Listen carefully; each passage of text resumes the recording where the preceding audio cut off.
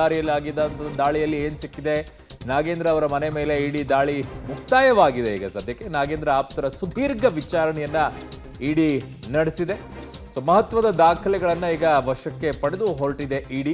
So ಬ್ಯಾಗ್ಗಳಲ್ಲಿ ತುಂಬಿಕೊಂಡು ಸತತ 12 ಗಂಟೆಗಳ ಸುದೀರ್ಘ ವಿಚಾರಣೆ ಈಗ ಅಂತ್ಯವಾಗಿದೆ. ಬಳ್ಳಾರಿಯಲ್ಲಿರುವಂಥ ನಾಗೇಂದ್ರ ಅವರ ಮನೆ ಮೇಲೆ ದಾಳಿಯನ್ನ ಮಾಡಿದಂಥ ಇಡಿ ಇವತ್ತು 18 ಕಡೆಗಳಲ್ಲಿ, ರಾಜ್ಯದ 18 ಕಡೆಗಳಲ್ಲಿ ದಾಳಿಯನ್ನ ಇಡಿ ಮಾಡಿದೆ. ಅದರಲ್ಲಿ ಬಳ್ಳಾರಿನೂ ಇದೆ, ರಾಯಚೂರು ಕೂಡ ಇದೆ. ಸೊ ಹಾಗಾಗಿ ಈಗ ಬಳ್ಳಾರಿಯಲ್ಲಿ ಅವರ ನಿವಾಸದೆಲ್ಲ ವಿಚಾರಣೆಯನ್ನು ಮಾಡಿದ ನಂತರ ಈಗ ಅಲ್ಲಿಂದ ತೆರಳುತ್ತಾ ಇದ್ದಾರೆ. ಹಲವು ದಾಖಲೆಗಳನ್ನು ವಶಕ್ಕೆ ಪಡ್ಕೊಂಡು ಈಗ ಇಡಿ ಅವರು ಹೊರಟಿದ್ದಾರೆ.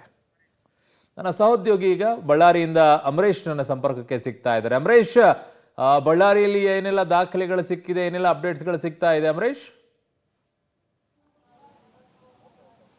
ಅರುಣ್, ಬೆಳಗ್ಗೆ 7 ಗಂಟೆಯಿಂದ ಸತತವಾಗಿ 12 ಗಂಟೆಗಳ ನಿರಂತರವಾಗಿ ಇಡಿ ಅಧಿಕಾರಿಗಳು ನಾಗೇಂದ್ರ ಅವರ ನೆಹರು ಕಾಲೋನಿಯಲ್ಲಿರ್ತಕ್ಕಂಥ ಮನೆ ಮೇಲೆ ದಾಳಿಯನ್ನು ಮಾಡೋದ್ರ ಮೂಲಕ ಅಗತ್ಯ ದಾಖಲೆಗಳನ್ನು ಕೂಡ ಪರಿಶೀಲನೆ ಮಾಡಿದ್ದಾರೆ. ಅದ್ರ ಜೊತೆಗೆ ಅವರ ಆಪ್ತರನ್ನು ಕೂಡ ವಿಚಾರಣೆ ಮಾಡೋದ್ರ ಮೂಲಕ ಒಂದಿಷ್ಟು ಮಾಹಿತಿಗಳನ್ನು ಕೂಡ ಸಂಗ್ರಹ ಮಾಡಿದ್ದಾರೆ. ನಾನೀಗ ಅದೇ ಏನು ಇಡಿ ಅಧಿಕಾರಿಗಳು ದಾಳಿ ಮಾಡಿದ್ರು ಅದೇ ಮನೆ ಮುಂಭಾಗದಲ್ಲಿದ್ದೀನಿ. ಇದೇ ಒಂದು ಮನೆಯಲ್ಲಿನ ಇಡಿ ಅಧಿಕಾರಿಗಳು ಬೆಳಗ್ಗೆ 7 ಗಂಟೆಯಿಂದ ಸಂಜೆ 7 ಗಂಟೆವರೆಗೂ ಸಹಿತ ಸತತವಾಗಿ 12 ಗಂಟೆಗಳ ಕಾಲ ನಿರಂತರವಾಗಿ ಕಂಪ್ಯೂಟರ್ ಸೇರಿದಂತೆ ವಿವಿಧ ದಾಖಲಾತಿಗಳನ್ನು ಕೂಡ ಪರಿಶೀಲನೆ ಮಾಡಿದರು. ಪ್ರಮುಖವಾಗಿ ನಾಗೇಂದ್ರ ಅವರು ಇತ್ತೀಚೆಗೆ ಯಾವುದಾದ್ರೂ ಒಂದಿಷ್ಟು ಆಸ್ತಿಗಳನ್ನು ಖರೀದಿ ಮಾಡಿದ್ದಿದ್ರೆ ಅವೆಲ್ಲವನ್ನೂ ಕೂಡ ಪರಿಶೀಲನೆ ಕೂಡ ಮಾಡಿದ್ರು. ಜೊತೆಗೆ ಅವರ ಆಪ್ತರಾಗಿರ್ತಕ್ಕಂಥ ಚೇತನ್ ಮತ್ತು ನಾಗರಾಜ್ ಅನ್ನುವಂಥವರನ್ನ ನಿರಂತರವಾಗಿ ಒಂದಿಷ್ಟು ವಿಚಾರಣೆಯನ್ನು ಮಾಡಿದ್ರು. ಅದ್ರ ಜೊತೆಗೆ ಅವರಿಂದ ಅಗತ್ಯ ಮಾಹಿತಿಗಳನ್ನು ಕೂಡ ಸಂಗ್ರಹ ಮಾಡಿದ್ರು. ಇಲ್ಲಿ ಇವತ್ತು ಇಡಿ ಅಧಿಕಾರಿಗಳು ದಾಳಿ ಮಾಡಿದಂಥ ಸಂದರ್ಭದಲ್ಲಿ ನಾಗೇಂದ್ರ ಅವರ ಸಂಬಂಧಿಕರು ಯಾರೂ ಸಹಿತ ಮನೆಯಲ್ಲಿರಲಿಲ್ಲ. ಆದರೆ ಯಾರು ಅವರ ಆಪ್ತರೇ ಆರಿಸಿದ್ರು ಅವರನ್ನ ವಿಚಾರಣೆ ಮಾಡಿದ್ರು. ಅದ್ರ ಜೊತೆಗೆ ಒಂದಿಷ್ಟು ಜನ ಯಾರು ಹವಾಲಾ ದಂಧೆಯಲ್ಲಿ ಹಣ ವರ್ಗಾವಣೆ ಆಗಿದೆ ಅನ್ನುವಂಥ ಒಂದಿಷ್ಟು ಆರೋಪಗಳು ಕೇಳಿ ಬರ್ತಾ ಇತ್ತು. ಅಂತ ಆಪ್ತರನ್ನು ಕೂಡ ಇಡಿ ಅಧಿಕಾರಿಗಳ ಸಂಪರ್ಕ ಮಾಡಿದ್ರು. ಆದರೆ ಅವರು ಯಾರೂ ಸಹಿತ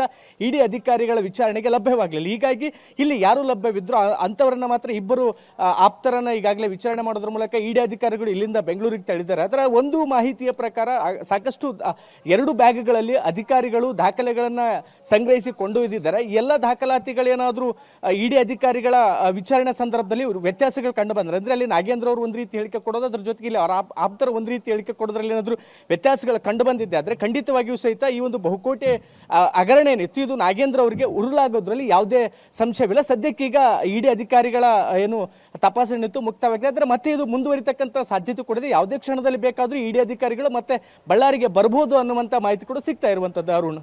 ಓಕೆ ಅಮರೇಶ್, ನಿಮ್ಮೆಲ್ಲ ಮಾಹಿತಿಗೆ ಧನ್ಯವಾದಗಳು.